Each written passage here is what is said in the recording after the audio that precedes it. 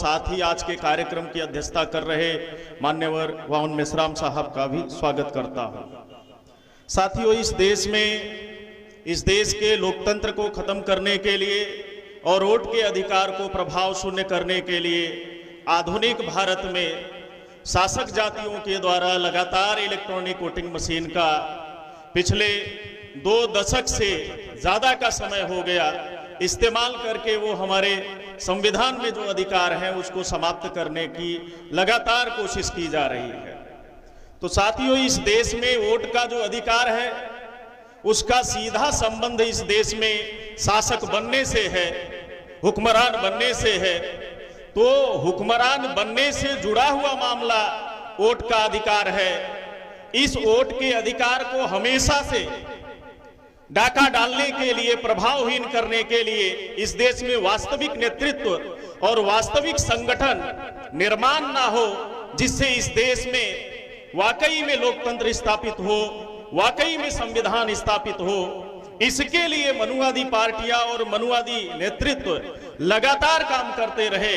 आपको याद होगा डॉक्टर बाबा साहब अम्बेडकर जब 1946 में संविधान सभा का चुनाव लड़ रहे थे, तो उस दौर में साथियों काजोड़कर नाम के गधे व्यक्ति को, जो चौथी फेल था, कांग्रेस के लोगों ने खड़ा किया और पैसे देकर जनमत को खरीदने का काम किया और डॉक्टर बाबा साहब अम्बेडकर जैसे विद्वान को उन्होंने संविधान सभा में ना जा पाए इसको रोकने के लिए प्रयास किया और इस पर काम किया।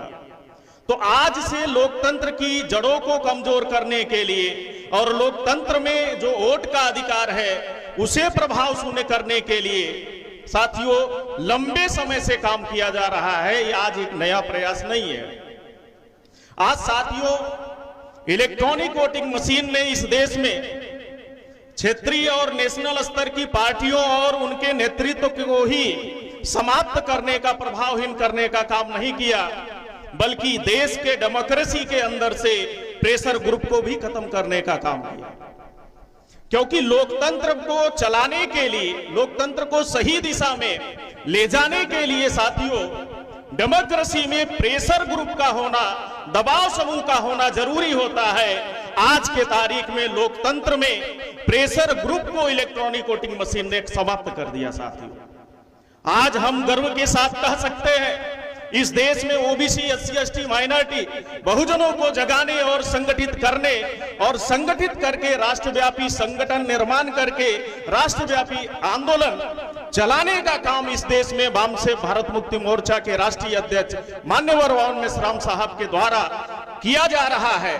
और वाकई में मैंने देखा आज इस देश में जो काम पॉलिटिकल पार्टियों को इकट्ठा होकर देश के डेमोक्रेसी को बचाने के लिए, देश के कॉन्स्टिट्यूशन को बचाने के लिए प्रेशर ग्रुप का रोल अदा करना चाहिए था, दबाव समूह का रोल अदा करना चाहिए था भारत के लोकतंत्र में, आज वो पूरी तरह से फेल हो गए हैं। लेकिन हमें गर्व है वाम से भारत मुक्ति मोर्चा के राष्ट्रीय अध्यक्ष और उनके द्वारा खड़ा किया गया ये राष्ट्रव्यापी आंदोलन इस देश में डेमोक्रेसी के अंदर आज प्रेशर ग्रुप का काम कर रहा है। साथियों आज दबाव समूह का काम कर रहा है। हमारे लोगों को रियलाइजेशन नहीं है, यह एहसास नहीं है। लेकिन मोहन भागवत से पूछो भारत में प्रेशर ग्रुप का काम कौन कर रहा है, और मोहन भागवत जैसे लोगों के ऊपर प्रेशर बनाने का, दबाव बनाने का इस देश में कौन काम कर रहा है। तो साथियों इस देश में वाम से भारत मुक्ति मोर्चा के राष्ट्रीय अध्यक्ष आदरणीय वामन मेश्राम साहब कर रहे हैं। हमने देखा साथियों 6 अक्टूबर 2022 को जब मान्यवर वामन मेश्राम साहब के आह्वान में नागपुर में 4 लाख से अधिक लोगों ने जब आरएसएस के हेडक्वार्टर का घेराव करने का काम किया, उस पर महामोर्चा ले जाने का काम किया, तो दूसरे दिन मोहन भागवत का स्टेटमेंट आया कि जाति व्यवस्था, वर्ण व्यवस्था हमारे पूर्वजों की बनाई गई भूल थी, प्रायश्चित कर लेना चाहिए। ये दबाव मोहन भागवत पे डालने का काम कौन कर रहा है? वाम से भारत मुक्ति मोर्चा का ये विशाल आंदोलन और उसके नायक मान्यवर वामन मेश्राम साहब कर रहे हैं। आपको याद होगा अभी 31 जनवरी को जंतर मंतर पे ईवीएम के खिलाफ भारत के इतिहास में सबसे बड़ा प्रोटेस्ट हुआ, सबसे बड़ा आंदोलन हुआ। उस आंदोलन का इतना गहरा प्रभाव हुआ और माननीय राष्ट्रीय अध्यक्ष जी ने जब उस मंच से ऐलान किया कि 15 लाख बूथों पे 9 सामाजिक समूहों के लोगों को खड़ा करना है, कम से कम 15 लोगों को खड़ा करना है, उसके 10 दिन बाद मोहन भागवत ने कहा हर बूथ पे संघ के 15 कार्यकर्ता रखना होगा। कौन है जो मोहन भागवत को इस तरह से फैसले लेने के लिए, इस तरह के स्टेटमेंट देने के लिए मजबूर कर रहा है? तो साथियों, इस देश में आज वाम से भारत मुक्ति मोर्चा का आंदोलन है। आपको याद होगा उस मंच से मान्यवर वाउन मेश्राम साहब ने ऐलान किया चलो गांव की ओर। भागवत ने दूसरे दिन स्टेटमेंट दिया गांव चलो। माननीय राष्ट्रीय अध्यक्ष जी ने ऐलान किया चलो गांव की ओर, दूसरे दिन ऐलान किया गांव चलो। मैं हरियाणा में अभी पिछले 3 महीने से एक्स्ट्रा एक्टिविटी के लिए सेंटर ने मुझे लगाया। 11 फरवरी को पानीपत के पुरानी सब्जी मंडी मैदान में 12,000 लोगों की जनसभा हुई, जिसमें 8,000 सैनी जाति के लोग थे, 4,000 ओबीसी SC ST माइनॉरिटी के लोग थे। उस जनसभा पे माननीय राजकुमार सैनी जी को जब हाथ उठा के मंच से मान्यवर वाउन मेश्राम साहब ने ऐलान किया कि आगामी हरियाणा का मुख्यमंत्री इस देश के ब्राह्मणवादी व्यवस्था के खिलाफ लड़ रहे, संघर्ष कर रहे राजकुमार सैनी साहब होंगे, 1 महीने नहीं बीता, नायब सैनी को, अभी मनोहर लाल खटारा नाम के आदमी को हटा करके बीजेपी के और आरएसएस के लोगों ने नायब सैनी को अभी मुख्यमंत्री बनाया। तो इस देश के राजनीति में आज ये आंदोलन और वाम से भारत मुक्ति मोर्चा के राष्ट्रीय अध्यक्ष मान्यवर वाउन मेश्राम साहब कर रहे हैं। मैं इस मंच के जरिए भारत के मुसलमानों को ये संदेश देना चाहता हूं कि पिछले 75 सालों से इस देश में 26 जनवरी 1950 को संविधान लागू हुआ, लोकतंत्र अस्तित्व में आया। तो इस देश का मुसलमान पिछले 75 सालों में देश के लोकतंत्र और संविधान का कितना फायदा उठाया। चलो हम ये मान लेते हैं कि देश के मुसलमानों को लोकतंत्र और संविधान की अभी जानकारी नहीं है। लोकतंत्र और संविधान में जो उन्हें अधिकार दिए, उन अधिकारों और कर्तव्यों के बारे में जानकारी नहीं है। लेकिन जिन सियासी जमातों, जिन सियासी पार्टियों की जड़ों में वो खाद पानी डाल रहे हैं, उन्होंने 75 सालों में भारत के मुसलमानों को कितना लोकतंत्र और संविधान का फायदा पहुंचाया? 0। हां, उन्होंने इतना फायदा पहुंचाया। ये सोकल्ड तथा कथित सेकुलर पार्टियों को भारत के मुसलमानों ने हां इतना फायदा पहुंचाया। गुलाम भारत में उनकी 33% नौकरियों में भागीदारी थी, 1.5% पे पहुंचाया। हां, इतना फायदा पहुंचाया। देश के जेलों में भारत के मुसलमान नहीं थे, लेकिन आज इंडिया टुडे नाम की मैगजीन के कवर पेज पे खबर छपके आती है देश में कम जेल में ज्यादा। इतना फायदा पहुंचाया कांग्रेस और सो कॉल्ड सेकुलर पार्टियों ने भारत के मुसलमानों को।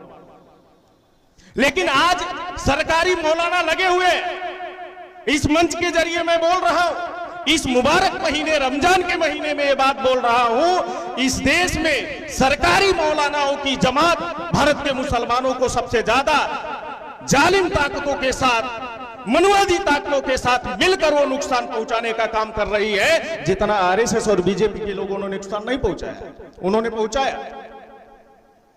कर्नाटक में कांग्रेस आए सत्ता में, अभी कर्नाटक में जो सत्ता परिवर्तन हुआ, इस देश में नाम मात्र के इकाई की संख्या में सरकारी मौलानाओं की जमात है। उन सरकारी मौलानाओं ने पूरी ताकत लगाई कि कांग्रेस आए, कांग्रेस तो आ गई। एक सिंगल एमएलए कर्नाटक में मुसलमानों का नहीं है।